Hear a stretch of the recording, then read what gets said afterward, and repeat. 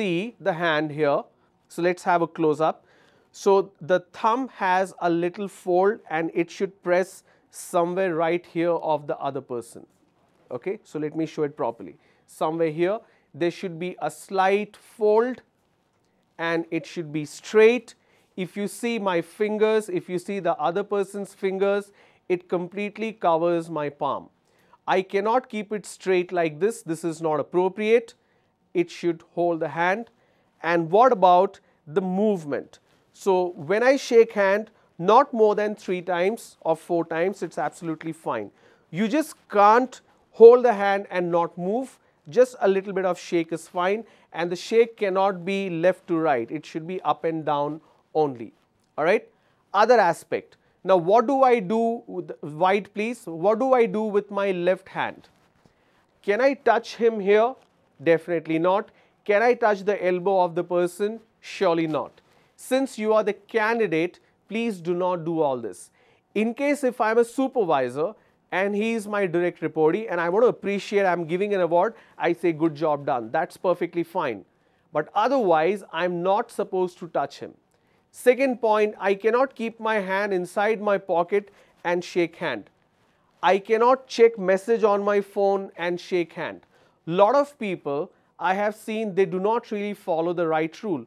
For example, if I am going in cafeteria, in one hand I have my coffee mug, preferably say the right hand. The moment I see him, I give my left hand and I shake hand because I am using my right hand to hold the coffee. This is inappropriate. If I am holding a tray full of food, lot of people extend the elbow to shake hand. Even that is not appropriate. If your hands are busy, please do not shake hand. Now, preferably or the right appropriation is the right hand only, not the left hand. Okay. Now, I'm going to do it again. I got to stand straight. I got to extend my hand. There should be a little fold. It's absolutely fine. I need to look into the eyes of the person. I cannot look here and there. I can't touch his pocket and look what's there inside. All these are bad manners. So I hold his hand, I shake just thrice, and that's it. Okay? So please keep this in mind. It's really important because when you shake hand with an interviewer, how the grip should be, how the motion should be, these all plays an important role. I'm going to show you certain examples of bad handshake.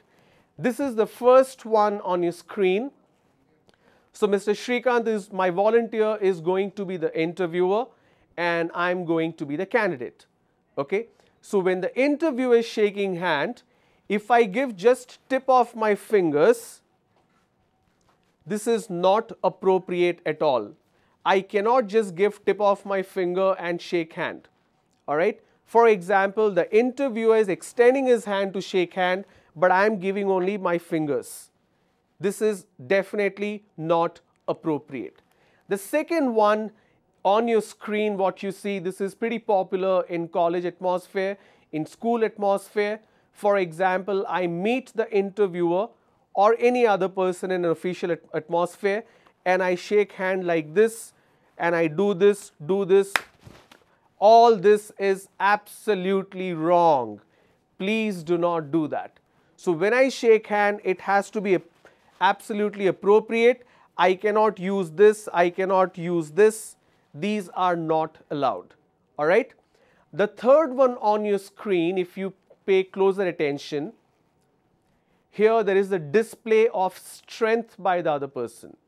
So when I'm shaking hand with my interviewer, I am not here to show how strong I am and I bring my hand like this and I shake hand very violently and it hurts the other person.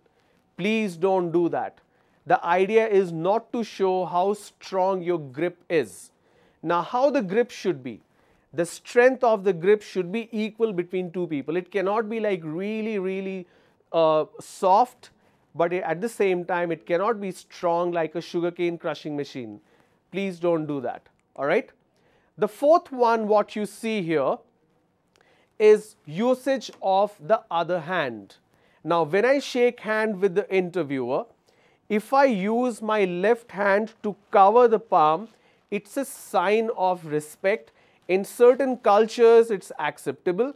In professional atmosphere, it's not. So, there are a lot of communities, they shake hand, they bend over a little bit, the shoulder goes down and they shake hand like this. It's a mark of respect.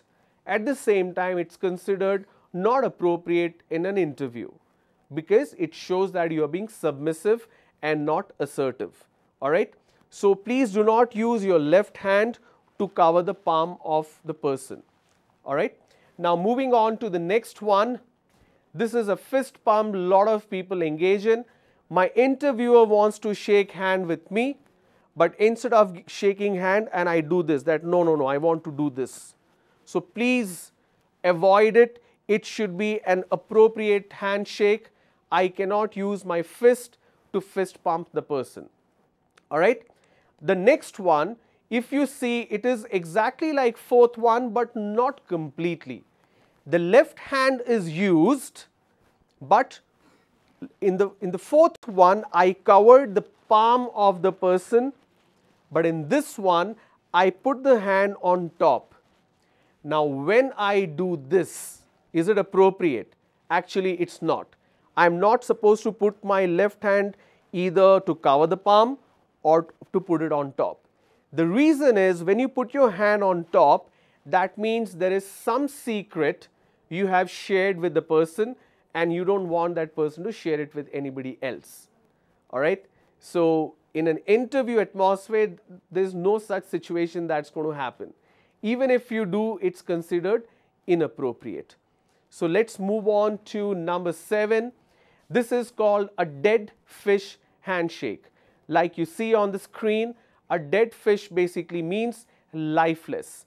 My interviewer wants to shake hand with me, but I just give my hand like this as if there is no life at all. This is a sign of nervousness and low in confidence. He wants to shake hand with a proper grip, but if you look at my hand, if you zoom in, see there is this gap, which means I am not gripping the hand at all. I am just leaving it like this, and even if you look at my fingers, I am not grasping the palm of the other person. I am just leaving it as if my hands do not have any life. So, I need to hold it tight. I need to have an appropriate grip. All right. Next one, this is extremely important that you need to keep in mind. If you see the palm of the person you see on the screen is on top. Now, that should never happen. When I shake hand, if my hand moves on top, that means I am trying to dominate the person. If my interviewer moves his hand on top, that means he is trying to dominate that person. So, when we speak about this particular handshake gesture, you need to be very careful. It has to be straight. Your palm cannot go on top, and neither the interviewer's palm you will never be on top. It will be always straight. There is an incident that happened way back when Obama met Putin because they had a little bit of hostility between them. So, the first instance when Barack Obama and Vladimir Putin, the leader of Russia, when they came out of the meeting room, there was a lot of press photographers and videographers there, a lot of live TV channel, live broadcast that was going on. So, what happened is, this is interesting. So, consider me as Obama right now and Mr. Srikanth as Putin. Since the cameras were facing, Obama chose to be on this side where I am standing, and he made sure that Putin is on the other side. Why did he do that? Because when he shakes hand, this side or my side of the hand is visible, which means when they were shaking hand, only Obama's hands were visible. He was sending a silent message that he is dominating Russia. Now, after 4 months when they met again, this time what happened? Now consider I am Putin right now, he is Obama. So, he ensured that the same thing happens. They were shaking hand. So, what happened this time? So, let me turn this person around. So Obama ensured that he is this side. Okay, so he is Obama right now, I am Putin, all right. So we have reversed the role. So when they were shaking hand, so Obama's hand were visible again to the media. So you know what Putin exactly did? The moment they extended the hand to shake, he immediately held his shoulder and turned him around so that his hand is visible to the media. Because he wanted to make sure this hand or his hand is looking on top, and he tilted it a little bit instead of keeping it straight. The point that he was trying to make in this particular moment was, you try to dominate me, but I am the one who dominates you. So through the body language, there was a lot of messages that were getting exchanged. So you need to keep in mind the way you shake hand with a person plays a very important role in an interview. All right. And I'm going to the last one, which is inappropriate. On your screen, there are a lot of people who wear multiple rings in the fingers. They have different belief, astrology, health, it could be multiple reason. The moment you wear tons of rings and shake hand, it's more like an acupressure. So please do not wear too many finger rings when you shake hand. All right. So moving on, the important points, the grip, the time, eye contact, greeting, duration, motion, the other hand. I already spoke about it. I'm going to show you once again. The moment you meet that person, please do make an eye contact, smile. It's really good if you smile. And when we talk about the grip should be equivalent in terms of the strength between two people.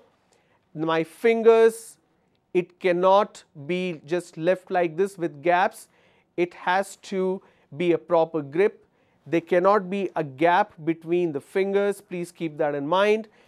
Like you see, there is a bend on the thumb and it's gripped right here. This is exactly how it should be. And there should be a little fold on the elbow, and I need to make, my shoulders should be straight.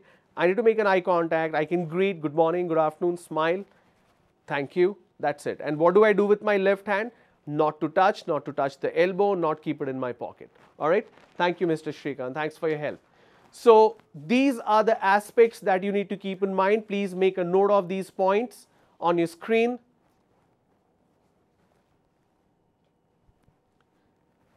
The reason I'm talking about the time, say for example, you're coming out of washroom and your hand is wet. Please don't shake hand with anybody. If you have cold, please do not shake hand with anybody because it's going to spread. So that's why the time is important. All right. So I hope this was helpful. And when it comes to interview, the moment you walk into the interviewer's room, if you go straight to the interviewer, you extend your arm to shake hand and you ask, good morning, sir, how are you doing? How was your day? It shows that you are really confident. All right. So let's move on. Now here I'm going to talk about the crux of this entire session, and that is interview. So we'll learn what exactly interview is all about and what is the importance. The importance of your appearance, we already spoke about it. Importance of body language, we spoke about it already. The do's and don'ts is what I'm going to cover now. So like I said, interview equals interaction. Now why am I talking about interview being interaction, and why and how is it different from any other selection process? So when we talk about a written assessment, online or offline, it could be a paper assessment, it could be an online assessment, you will have multiple questions with multiple answers to choose from. But the point is, if there is one question, 4 options you can choose from, there is only one correct answer. Which means if the question is what is 2 plus 2, the answer is 4. There is only one correct answer, and there is infinite possibility of what the wrong answers are. So that is how an assessment is. But when we talk about interview, there is nothing called a right or a wrong answer. Now this is specific to HR round I'm talking about. If it's technical round, obviously you need to give accurate answers. But when we talk about HR round, it's not about if your answer is right or wrong. It's all about perspective. So nothing is right or wrong when it comes to a personal interview round or HR round. It's all about perspective or point of view. Say for example, if the interviewer asks you a question that, do you support child labor in India? It's not that the answer should be no and that's the correct answer. The answer can be yes as well. They are just trying to find out what exactly is your point of view. Say for example, they ask, who is the inspiration in your life? Now one person could say my father, another person could say my mother. It doesn't mean that one person's answer is correct, the other person's answer is wrong. Both are correct answers. It's just the perspective is different, the point of view is different, the reason behind it is different. But in an interview, if a question is asked about what is C program and what is a database, there is only one correct answer. But the method or the way in which you construct the sentence to give that answer could be a lot of possibilities, right? So when it comes to interview, please keep in mind, nobody is trying to judge you if your answer is accurate or not. They're only trying to understand how confident you are and what is your knowledge base. Is your knowledge limited to the academics or the books that you're going through, or is it beyond that? Because if they have to assess you on academic language, academic knowledge, they have already conducted a written assessment, right? What is the need for doing an interview? The need for the interview, the importance of interview is to know about you more in detail, all right? So please keep that in mind. Now coming to the appearance part when you go for an interview. I'm here going to talk specifically to women and men as to what is right and what is wrong. I already spoke about the importance of appearance, that you got to be dressed in absolute professional manner. You need to be extremely presentable. So let me show you certain examples, what you should do and what you shouldn't do. So ladies first, I'm going to begin with dress code for women. So please pay attention. So when you go for an interview, is it okay to be in business formals? I'm sorry, it's not okay. It's really good if you are in business formals. So if you see this picture on your screen, this is something which is called a business formal.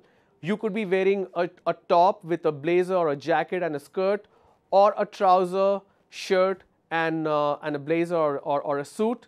It's absolutely fine, but if you're not comfortable with Western wear or Western formal wear, it's absolutely fine. It's not mandatory to be in Western clothing, all right? So please keep that in mind. In India, it's absolutely fine if you go for an interview dressed professionally, even in your churidar. So here are some examples. Something which is elegant, something which is simple, and most importantly, something which you are very comfortable with. So please make sure you are not wearing something as if you're going for a wedding. This is something which is not appropriate. It's not that they're going to reject you if you wear a dress like this. It's just that you won't be comfortable. Imagine if you have to wait in the interview hall or the lobby for 4 hours for your turn. Now usually what happens in campus drives or walk-ins, they say we're going to start at 10:30. You want to be there at 10:30, right? You don't want to be late. But when you reach, there are already 25 people there. So by the time your turn comes, it's probably 1 o'clock or 1:30. You are a little hungry, you are tired. Imagine if you're wearing a dress like this, what you see on your screen, that's going to make you feel even more uncomfortable. So wear something which is simple, which is elegant, and which is more comfortable. All right. Now this is about what you should wear in terms of your dress. Now what's also important is your footwear, your shoes or the slippers that you wear. All right. Now these are some examples of what is an appropriate footwear. Now these are something could be comfortable. You see the top two have heels. If you're not comfortable with heels, it's absolutely fine. If you want to wear just flats, that is absolutely fine. Okay. So if you're not comfortable, please do not wear those kind of shoes, because you need to make sure whatever you are wearing, you are absolutely comfortable with. So please make sure that you are not going wrong there. Imagine if you have to walk a long distance and you have to travel for like 10-12 kilometers by bus or public transport, and later on you have to walk some distance, and if you wear heels which you're not comfortable with, it's not going to be very pleasant by the time you reach the interviewer's room, right? So please be very comfortable. But when it comes to footwear for women, what is not appropriate are something like these: bathroom slippers or casual footwear like what you see on the bottom right, the sneakers or the joggers. These are something which is absolutely not allowed. Please pay attention. Everybody pays attention to what you're wearing, especially the footwear. It defines your personality as well. So please do not go wrong there. If you plan to wear any of these, please discard them. You can wear it any other day, but not for your interview. All right? Now for men, if you are comfortable wearing a tie, I want to repeat, if you are comfortable wearing a tie, please go ahead. If you are not, please don't. I am absolutely not comfortable wearing a tie because I feel somebody is strangulating me. I'm not even comfortable wearing a blazer. I wore it like once or twice in my life. Not really comfortable with that. So if you're not comfortable, please don't. But please ensure that you are in formal attire, something like what you see on the screen. Now if you pay closer attention, the person is wearing leather shoes, leather belt, as well as a tie. If you choose to wear a tie, please make sure the knot is perfect. The length of the tie is absolutely perfect. The length of the tie cannot go below the buckle of the belt. Please remember that. All right. Now, what is considered not appropriate for an interview for men? A shirt which has Chinese collars, a shirt which has broader checks or any kind of prints, shirt which is tucked out of the trouser. These are something which is not appropriate at all. Please keep that in mind, not to dress up and turn up for an interview in these kind of attires. All right, this is a strict no. In terms of shoes, if you are wearing leather shoes, rather I would say you should be wearing leather shoes. There's no if there. But if you see the third picture, or rather the left bottom, those are called slip-ons. I personally do not recommend anybody to wear slip-ons because it's a sign of laziness. If a person cannot even bend down and tie the laces and spend 12 to 15 seconds every day, that means you are really lazy. How effective and how active you're going to be when you start working. So please ensure you are wearing a laced shoe. And should you be wearing a black or brown? I'll come to that soon. But please do not wear any kind of party shoes, what you see here. Now what you see on top is brown shoe, but this is not considered absolutely formal. Those are semi-formal shoes. The remaining three are casual shoes. These are a strict no. All right. Now belt is an important accessory. The ones you see on top is a formal leather belt. It's perfectly fine. But ones you see in the bottom is not appropriate because these are casual belts which you can wear with a denim, but certainly not with your formals. Now why am I talking about the belts? If I am wearing black belt, my shoes should also be black. If I am wearing a brown belt, my shoes should be brown. Keep that in mind. It should be color coordinated. If I am wearing a watch with leather strap and my shoes are black, my belt is black, the leather strap should also be black. If my strap is brown, I need to coordinate that with my belt as well as my shoes. Now one important point which a lot of people miss when it comes to footwear, your socks. Please do not go for an interview wearing sports socks or the ankle socks. It's absolutely wrong to do that because when you're sitting on a chair, when you are folding your feet or when you're crossing your feet, it's visible if you're wearing a casual socks, the ankle socks or the sports socks or the formal socks. And please do not wear a black shoe and a white socks. You're not Michael Jackson, right? So the color of the socks should be same as either the color of the shoes or the shade of the trouser. So if you're wearing a dark blue trouser and your shoe is brown, your socks could be either brown or dark blue. But in case if you want to funk it up, you can wear different colored, but in an interview, I would recommend not to do that. All right. So let's move on. One important aspect which we need to know in terms is watch. What kind of watch is appropriate? What kind of watch is not? So I could be wearing a watch which has leather strap, the one which you see on top left or bottom right, or it could be metal. So anything that looks like a formal watch, which is something like this, is absolutely fine. But something like this with a Mickey Mouse or completely digital like a Casio, G-Shock, please do not wear a G-Shock when you go for an interview. All right? It's not appreciated. Now, if you're applying for a job which is physical in nature, for example, I want to apply for a job in construction. I have to be on site and I have to be engaged with construction or electrical work. Now, these are physical tasks. In those cases, a G-Shock is fine because it's a very rugged watch. But in an interview process, you should not be wearing anything which is informal. So like on the screen, if you have a watch like this, please do not wear it for the interview. This is what you need to follow when you go for an interview in terms of how the watch should be. All right? Move on. Now, should you carry a pen or not? The answer is yes. You should definitely carry a pen, and the pen should be nicely tucked in your shirt pocket. Now, what if you're a girl and you don't have a pocket? I don't expect you to stitch a pocket. You can keep it in your handbag or in your hand. It's perfectly fine. But what kind of pen you should be using? Please invest 20-30 rupees and buy a good professional pen, something that you see on your screen right now. Please do not use these 10 rupees or the 3 rupees use and throw pen. It's absolutely wrong and unprofessional to use a pen like this, especially when you go for an interview. Something which is formal, nicely tucked on your shirt or carried on hand is absolutely fine. All right. Now moving on to top 10 questions. Now this is something all of you are eagerly waiting for. What are the questions they are going to ask?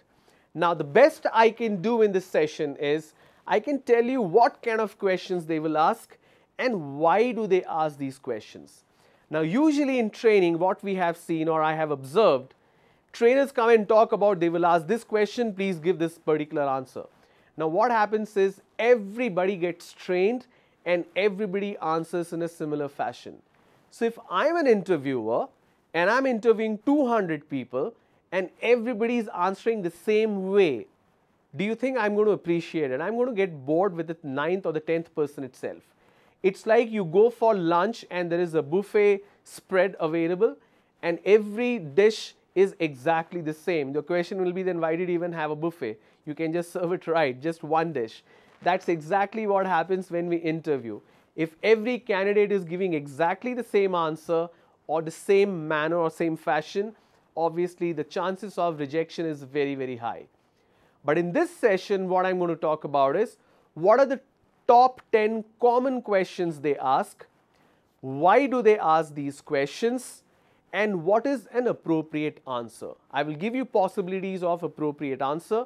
Then we'll do a quick demo session. I have volunteers with me who are going to sit with me and we're going to conduct an interview and you will understand how to respond appropriately and what are the inappropriate answers that you need to eliminate. If you observe, I use the word appropriately, not accurately. Please remember, I'm not talking about a technical round. These are HR round or generic rounds. Now, even if you go for technical round, the rules of engagement in terms of your body language, your appearance, what you should wear, how you should sit, everything remains the same. It's just that the question changes and they expect an accurate answer. But in HR round, they only want to know an appropriate answer.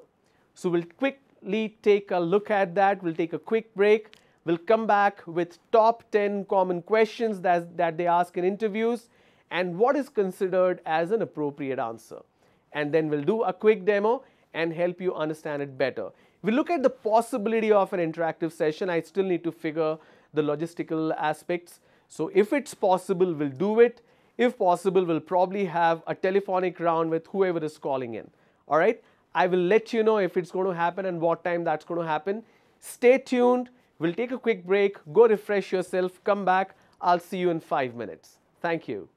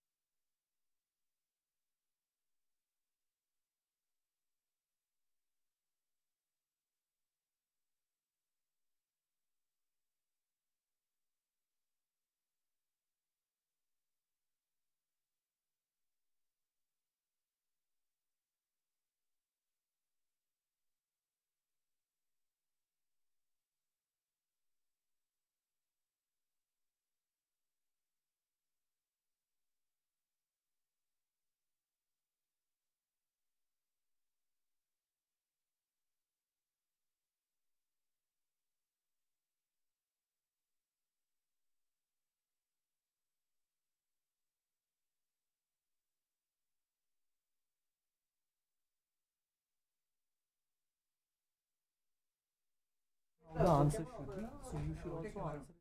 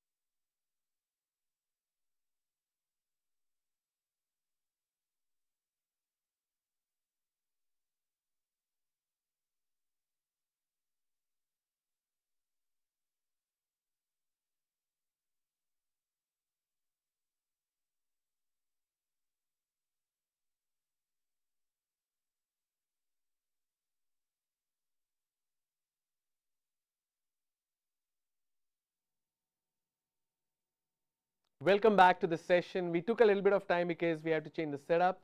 Now you can see that I'm sitting instead of standing because I'm going to talk about the interviews, the top 10 common questions. We'll try to accommodate as much as possible. and we're also going to have a live demo for you in the studio itself. So coming to the interview, what you have on your screen right now is D1, D2, D3, D4. Now these are the 4 segment of questions every interview has. If you are a fresher, if your experience, doesn't really matter, but the questions are always into these 4 categories or segments. D1 is always about yourself, where they ask question like, please tell me more about yourself. D2 is about D1. What do I mean by that?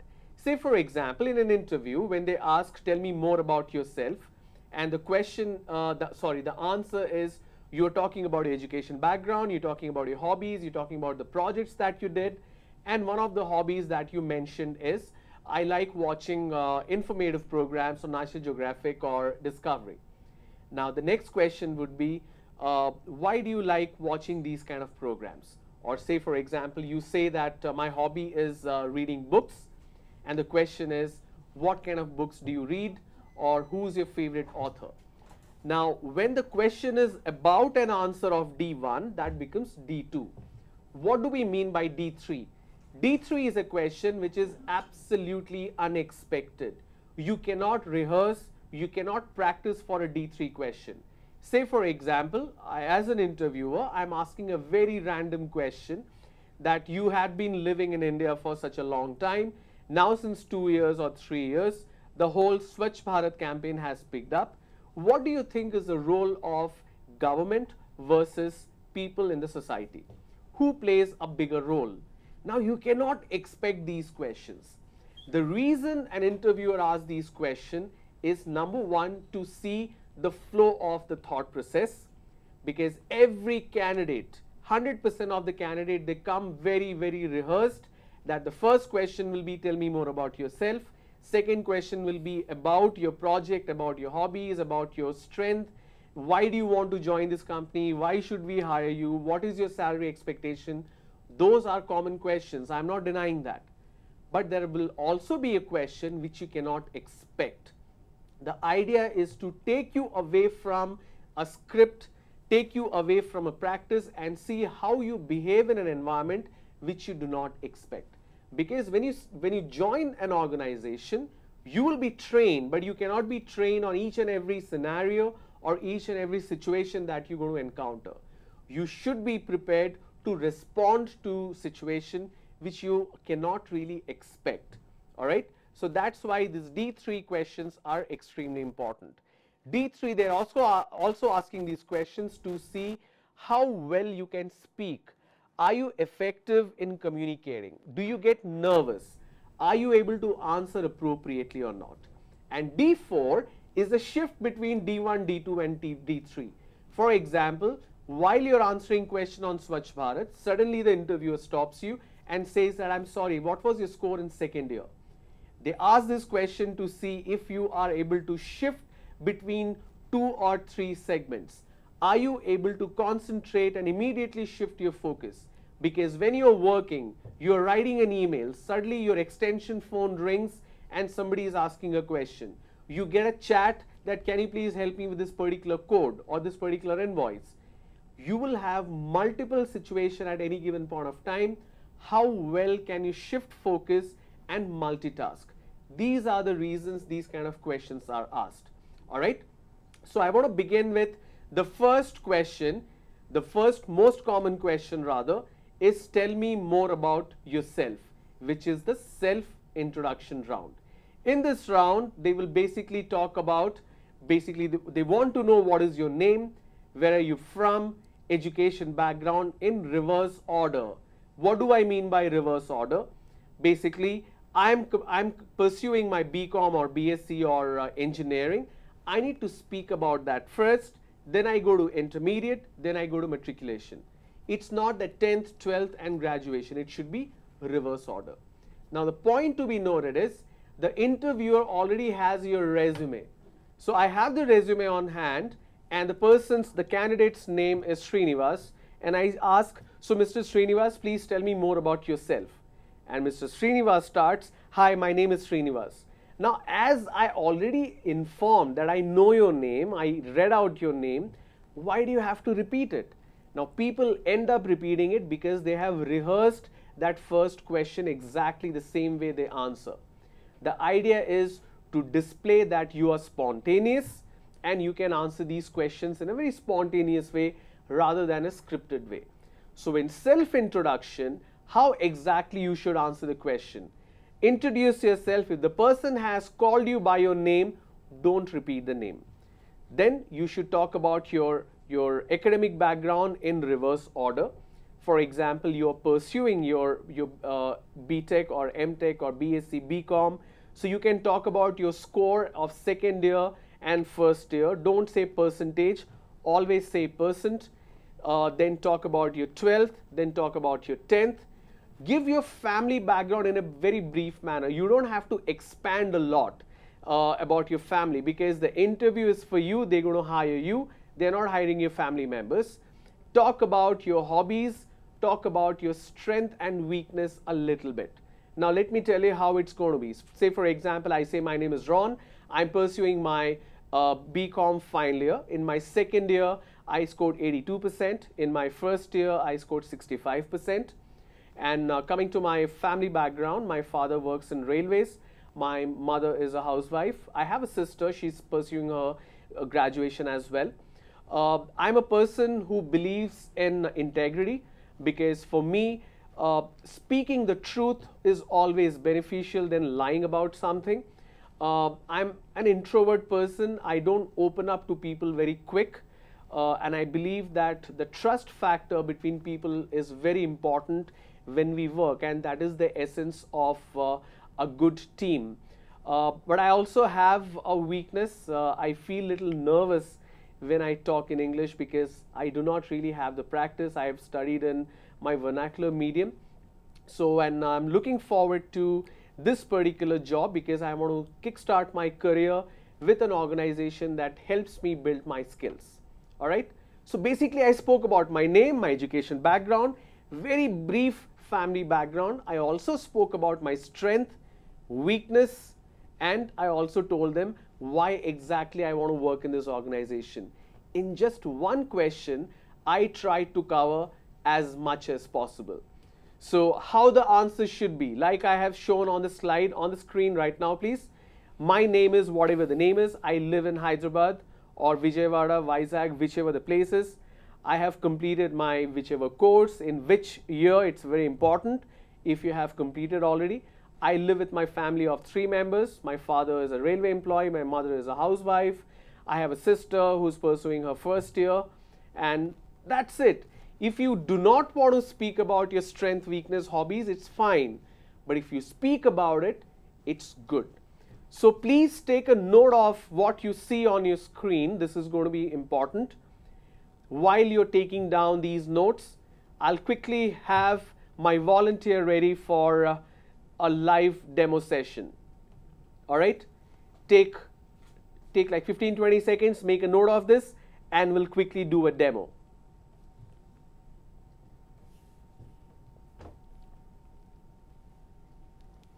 All right, here we go.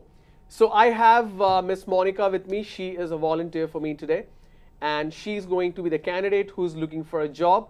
Now the point to be noted, when I'm going to interview, I'm going to turn my chair towards her because I need to face her. All right. Now my shoulder has to face that person, not only when I'm standing, but even when I'm sitting, my shoulder has to face. I need to make an eye contact. All right. Now let's begin self-introduction round for the interview. All right, welcome to the interview. Miss Monica, please tell me more about yourself, please. I am from Vijayawada. Coming to my academic background, I completed my BTech in the stream of Computer Science and Engineering in MIC College of Technology, Vijayawada, with a percent of 82. And coming to my intermediate, I completed it in Narayana College, Golapudi, with a percent of 96. And at last, coming to my SSC, I completed it in Khammam with a percent of 96. All right. Coming to my hobbies, I generally, when I get free time, I prefer reading books. And my favorite author is Stephen Covey. Recently I read a book on 7 habits of highly effective people, which helped me in many ways. All right. My strengths include I am easily adaptable to any kind of work or any situation, and my weakness is when I am committed to a work, I am stubborn to it and I will not get deviated. Sometimes that may lead me to stop doing other works. All right, thank you so much. So she gave a very detailed answers, right? Now, one of the answers she gave in terms of a hobby is she likes reading books, and her favorite author is Stephen Covey, and she has recently read the book 7 Habits of Effective People. I really recommend it. It's an amazing book, all right? So that's a D1 question which you just witnessed. Now, if I have to ask a D2 question, that will be related to whatever she answered in terms of a self-introduction. So let's do a D2 question. So Monica, you said your favorite author is Stephen Covey and you've read the book 7 Habits of Effective People. Now, out of the 7 habits, which one do you think is the most easily applicable or most practical habit which all of us should adopt, and how did it help you in your student career? Yeah, the one that I like the most, the habit that I like the most is begin with end in mind. So whatever we are doing, first when we think of its purpose and start, then we will be definitely successful in that work. Okay. So I recommend people to start with end in mind, because that helps to succeed more. Okay, so how did it help in your academic career? Yeah, when I have a great will of standing first in my college, I have that thought in my mind, so I started working more on that. So at last I succeeded and I was the college top. Oh, so wow. that helped me a lot. Okay, all right. Now the point you need to note here, when Monica is answering these questions, there are little pauses in between. Are these pauses good or not good? The answer is it's absolutely fine if there are pauses, because you are recollecting your thought, what exactly you want to say. It also means you're accessing your memory bank, you're trying to recollect how exactly that particular habit helped her, right? Now, in case if you pause a lot in accurate answers, now sometimes that's not really good, but in this case, she was able to access the information from the past and she's able to give you the facts and how it helped.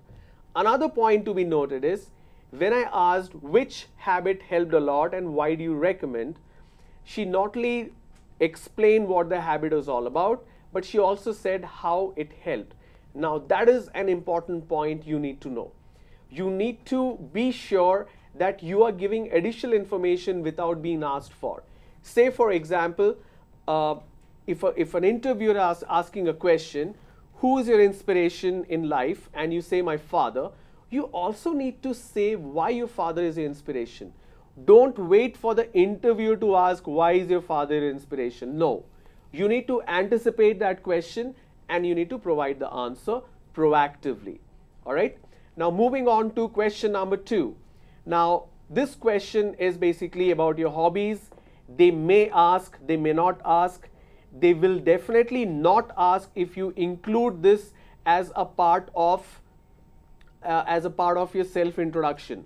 They will not ask that, because in this particular demo, she already explained what her hobbies are.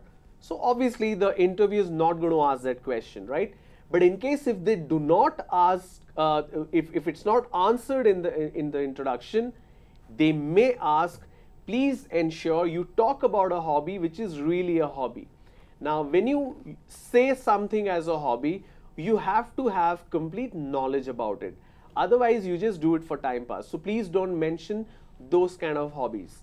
I was interviewing a person, I asked, what's your hobby? And he said, I like playing cricket. I'm like, okay, you just like playing cricket? That's fine. Like, no, sir, I love cricket. Cricket is my life. I want to play even for the corporate team in case if I get selected. and I asked, do you like cricket, the game, or the cricketers, the players? He said, no, I like the game, not really the players. I said, then fine, then please tell me the name of the wicketkeeper of India's women's cricket team. And he could not answer because he only knows about the men's cricket team. But the game is the same, but he doesn't really pay attention. So you got to be very sure, not fall into a trap, and you have to be very sure what your answers are. Say for example, the answer is, I like reading books, I like playing cricket or watching informative programs. In case if you do not watch informative programs, please do not answer, because your interviewer may be a person who watches Discovery or National Geographic, and he can ask straight questions that what exactly did you learn from this particular episode. So please be very sure what exactly you are saying. Say for example, you say, I like reading newspaper, and my next question would be, so why do you think there is a huge economic crisis in Europe?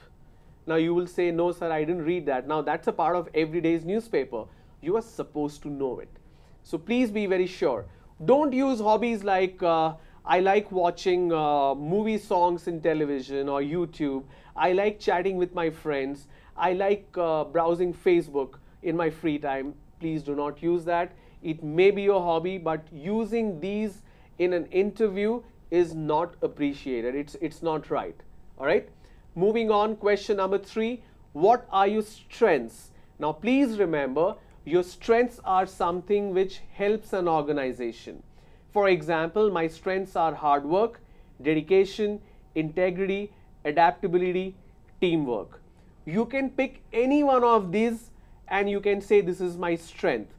The reason is, the strength is something which should help the organization.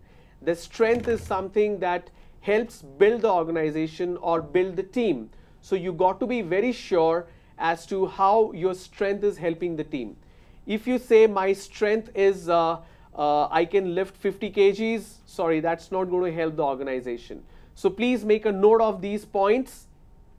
We'll have a quick demo how to answer this particular question as well. Okay, so use the strengths which is helpful to the team, helpful for the organization.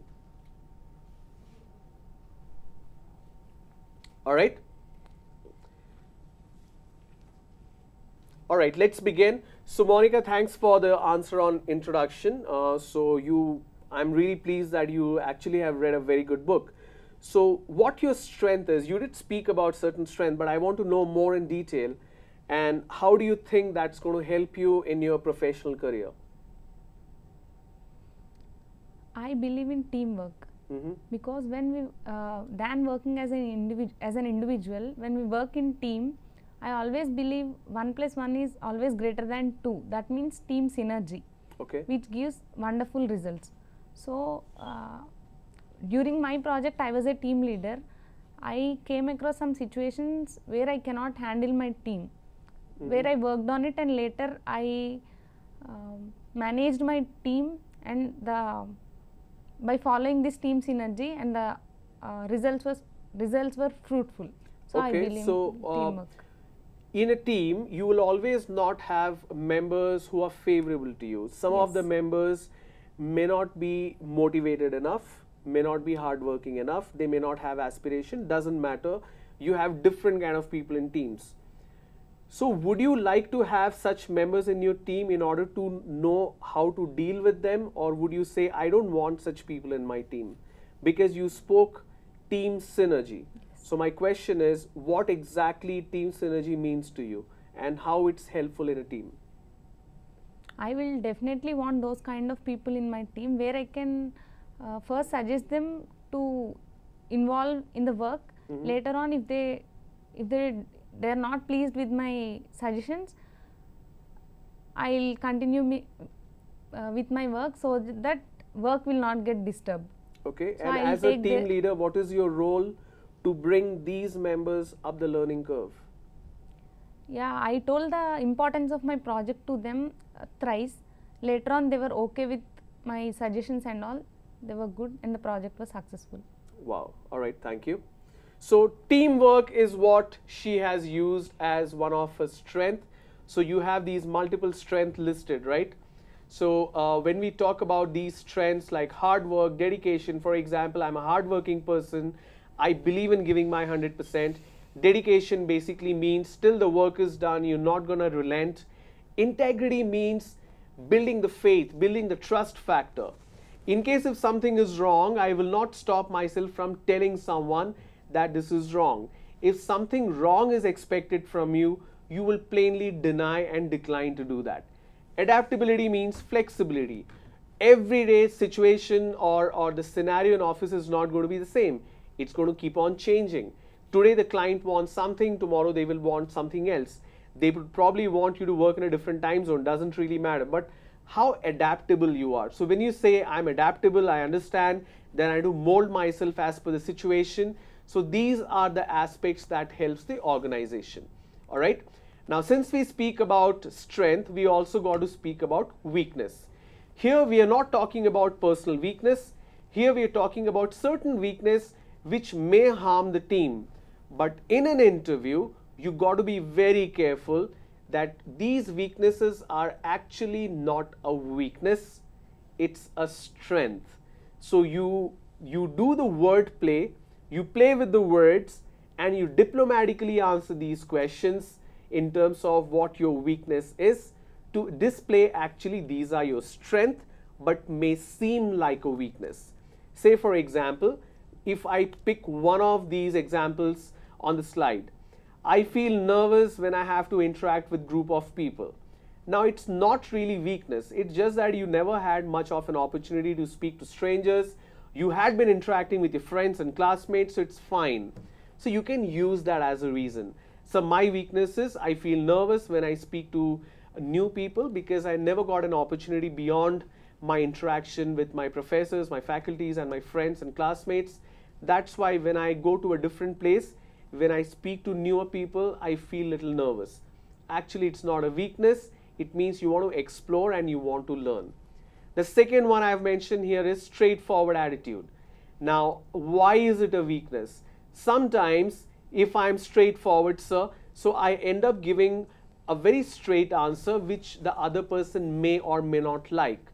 But I believe that being straightforward is good, but you also have to be diplomatic. So actually it's a strength, but may seem like a weakness in certain situation. Trusting others, why is it a weakness? So my weakness is I trust people very quickly, very easily. That's because I believe in being truthful to others and I expect the same from them. And most of the time I'm right, but sometimes it backfires. Now, why is it a strength? It's a strength because you're trying to say that you trust everybody equally and you expect the same from them. Being stubborn or being lazy.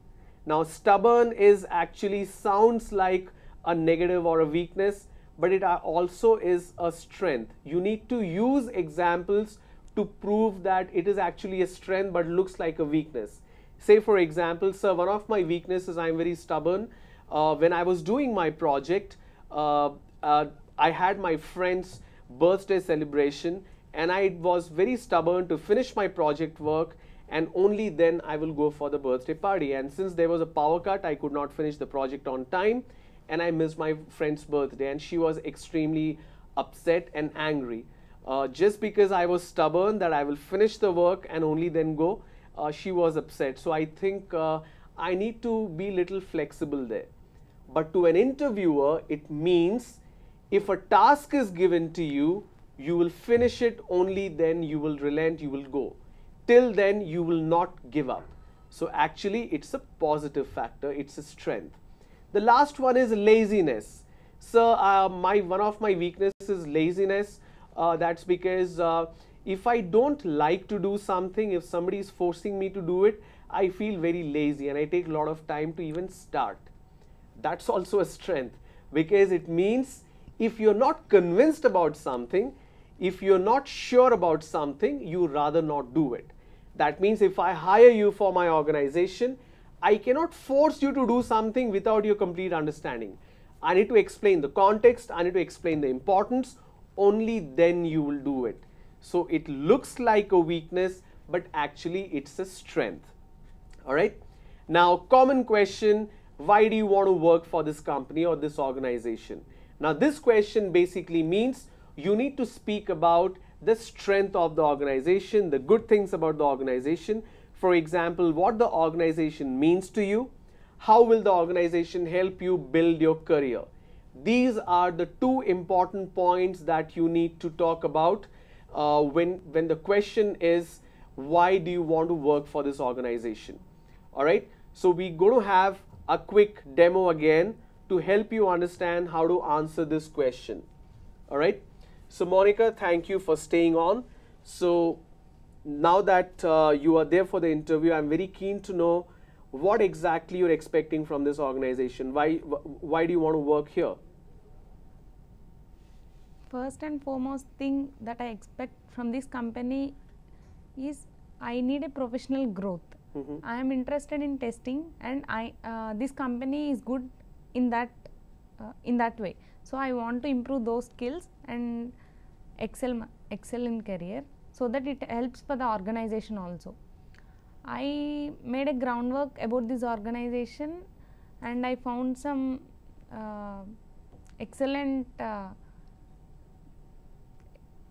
facts about this organization. It got started in 2012 as a consulting company, and later on moved to business services. Okay. This company, your company, mainly focus on customers related to finance and accounts and technology. So where do you think you can play a big role as an employee if you join? Yeah, as a suppose if I am recruited as a tester, testing plays a very crucial role in during the delivery of product. So I want to test the product completely and deliver qualitative product. Okay, all right. So her point is mainly in terms of what she has done in terms of groundwork for the organization. She knows when the organization started, what products the organization is dealing with, and she's also very sure about what role she is going to play. Even though she said there is finance and accounts and there is technology, but she is very sure where exactly her role is going to play a role. All right. So why do you want to work for this company? You need to speak about the organization. You need to speak about the products that they deal with, because that displays that you have done your groundwork, you have done your homework about what the organization is all about. Mainly, you want to join this organization for your professional growth. When you talk about your professional growth, it's not being selfish, all right? It's being ambitious. So your professional growth is your ambition, and you think this organization can help you meet that ambition, it's absolutely fine. So why do you want to work for this organization or this company? Speak about the organization and how it's going to help you in terms of your growth. Why should I hire you? Now this is one common question again. Why should I hire you? Now in the last one you spoke about the strength of the organization. Here you need to speak about your strength. So when we spoke about question number 3, let me go back. So question number 3, these are the strengths that I spoke about. So you can use one of the strength, and you can say that the reason I think I'm appropriate or I will be a good selection for your organization, because I believe in teamwork. She spoke about teamwork in detail and how it's going to help the team and help the organization. When they say, why should I hire you? You need to focus solely on your strength and how this strength is going to help the team and how the team is going to help the organization. All right. Say, for example, she already used teamwork, and the answer would be, sir, the reason I feel you should hire me is because I believe in teamwork, and synergy is something is very, very important. I experienced it during my project time, as well as I'm a person who believes in professional integrity. If something is causing harm to the organization, to the brand, and if it's in my knowledge, it's my personal responsibility to bring it to the notice of the right person. And not only that, in case if I'm going wrong somewhere and I'm aware of it, without having the fear of retaliation, it's my responsibility to inform you. So integrity and teamwork, these are the two strengths I have, and I'm very positive that this will be beneficial for your organization, and that's why you should hire me. So try to keep it very natural rather than keeping it very scripted. All right. Tell me more about this company. Now here you need to do a lot of homework. When they ask, tell me more about this company, go through the website. Every company that you go for an interview will definitely have a digital presence. Go through the website, understand when it started, what are the products that they deal with, what are the values the company stands for. That's very, very important. The products, innovations, how they have helped people build a career. You can also talk about the corporate social responsibility. So CSR basically means beyond the company's profit making and paying employees and vendors and suppliers and contractors, they also have a responsibility towards the society. So in case if you talk about these aspects, it shows that you have really done an amazing work understanding about this organization. For example, when I was working in my last organization, we used to have this CSR activity where we used to train girl child in villages. Plus, in terms of innovation, there were a lot of new products that the company came out with. So when one of the candidates said, sir, tell me more about the company that you know. Do you know anything about the company? And he started, yes, sir, of course. There are two things which really impressed me. One is the innovation in terms of artificial intelligence, how it's helping the patients who are paralyzed. So there are patients who get paralyzed because of disease, or it could be because of any accident. And there are certain products that your company has innovated in terms of artificial intelligence, where they can ask for help.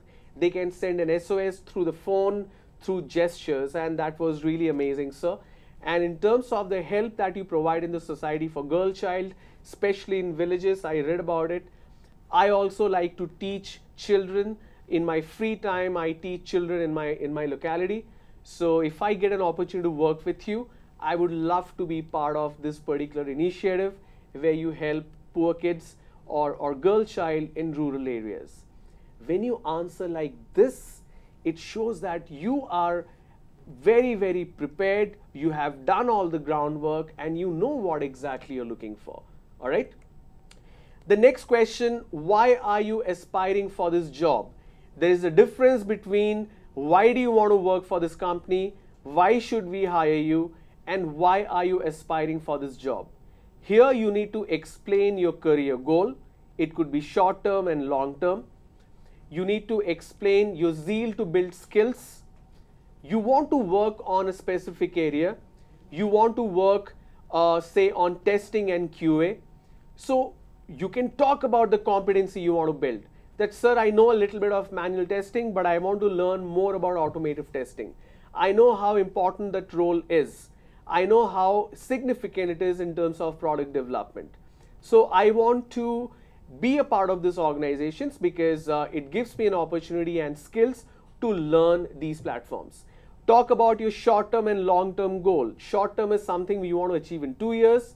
Long-term is probably 8 years, 10 years. You can talk about these two aspects. Explain how this job will help you achieve your goal. And when you talk about this in holistic manner, you will basically be able to explain why are you aspiring for this job. So let's have a quick demo on this particular question. So Monica, I know that you know a lot about this company. You have done a lot of groundwork. But why exactly you are interested in this particular role? Yeah, I previously already mentioned that testing is a very crucial part in every process. So my short-term goal is to excel in this testing, which will help to reach my long-term goal. My long-term goal is to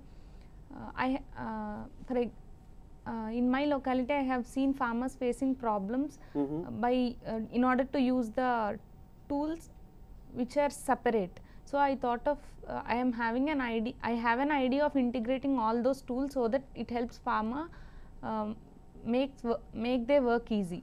So their testing is also very important. Though I am not from mechanical background, I want to my long-term goal is to build that product and make their work easy. So this helps there also. Okay. So all right. Good, thank you. So when you talk about aspiring for the job, please make sure that you are speaking about your short-term and long-term goal and how it's going to help, all right? Because they're trying to know more about your aspirations and if the organization is part of the scheme in terms of your aspiration, all right? Moving on to question number 9, this is something where a lot of people give wrong answers. This is the only question in HR round where the answer is appropriate, inappropriate, definitely comes into the play.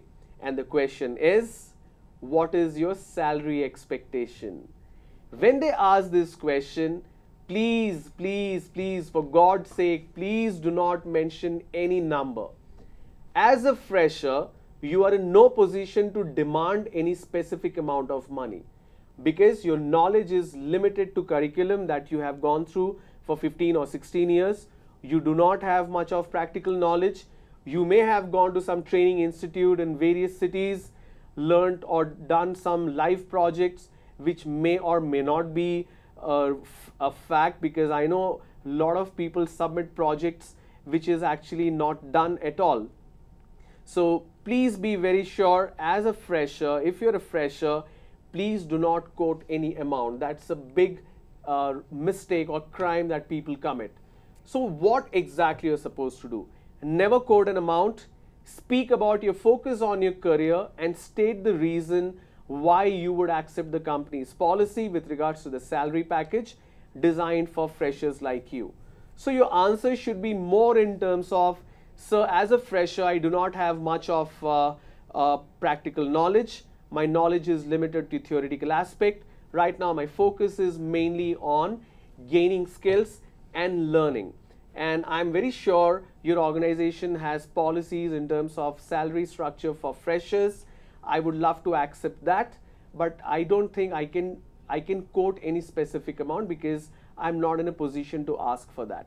So please make a note of that. We'll do a quick practical session as well. We'll continue. So please make a note of this.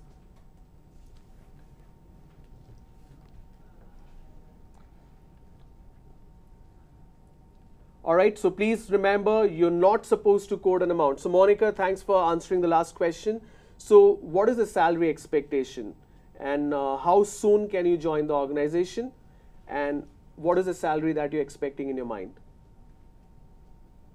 As a fresher, I do not expect, I cannot expect that.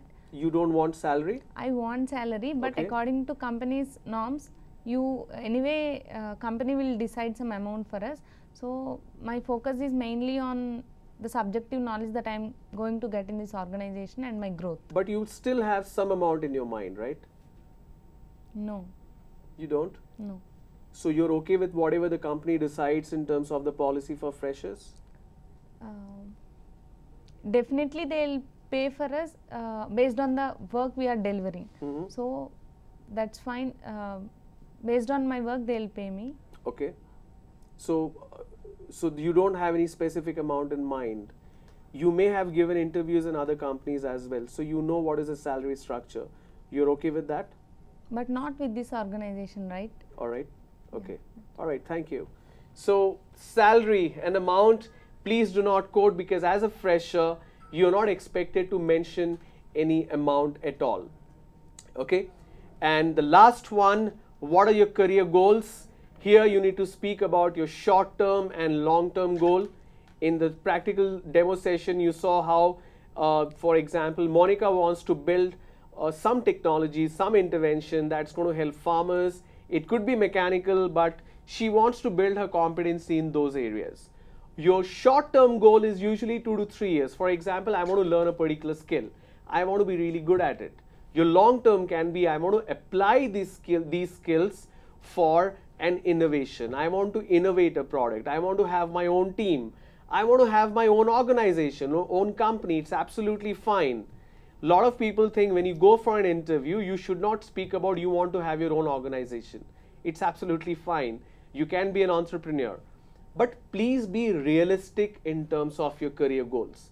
You can't go for an interview and say, I want to become a vice president in 5 years. That's not going to happen. So please be very realistic. Please be very practical. And please remember, do not lie in your interview.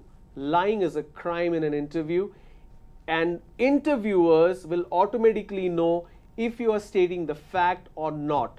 Because if you have been giving 10 or 12 interviews in 1 month, they had been conducting interviews for thousands of candidates month after month. So when you lie, they can easily detect. So those were the top 10 questions that you can expect. Now when I said top 10 question, these are only in D1 and D2.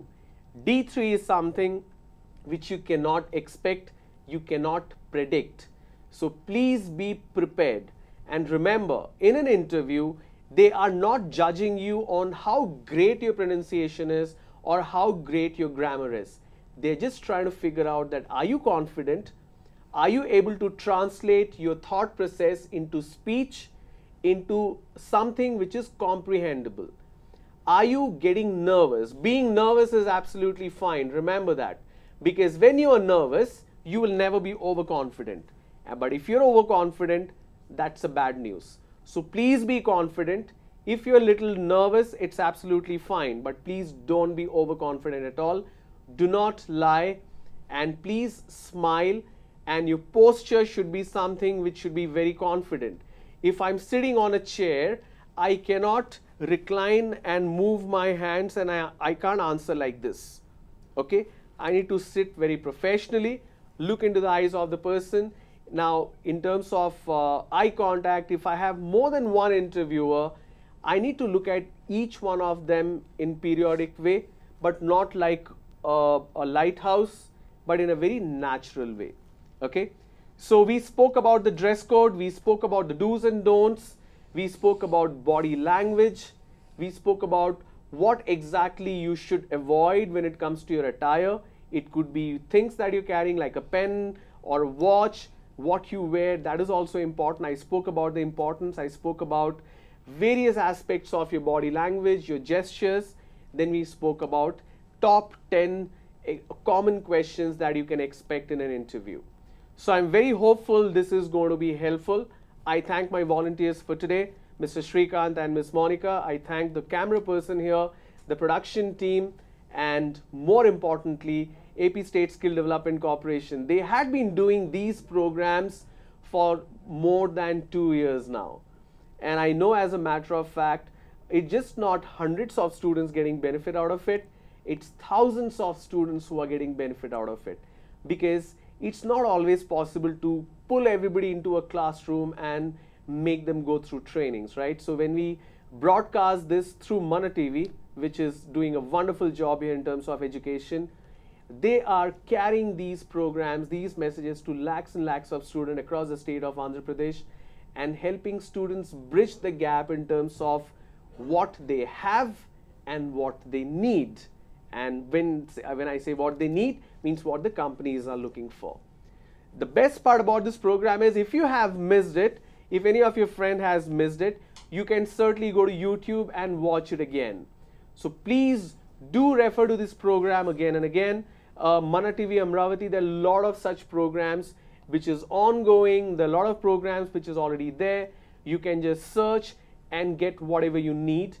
Please, please, please make the best use of it. Make use of your friends. Ask them to practice with you. And please, if you have any questions, feel free to post it on the comment section of the YouTube video that you're watching. I will quickly take a look and provide you with the answer. I promise, if anybody posts any question, any doubts, I would love to get back to you and provide you with the answer. If you have a job drive or campus drive lined up, or a job fair or job mailer lined up, this program is going to be very helpful. Please apply the learning. I wish you all the best. Do well, and remember, you are really good. You just need to prove yourself in that interviewer's room. Thank you so much for tuning in today. Have a great day. Bye-bye.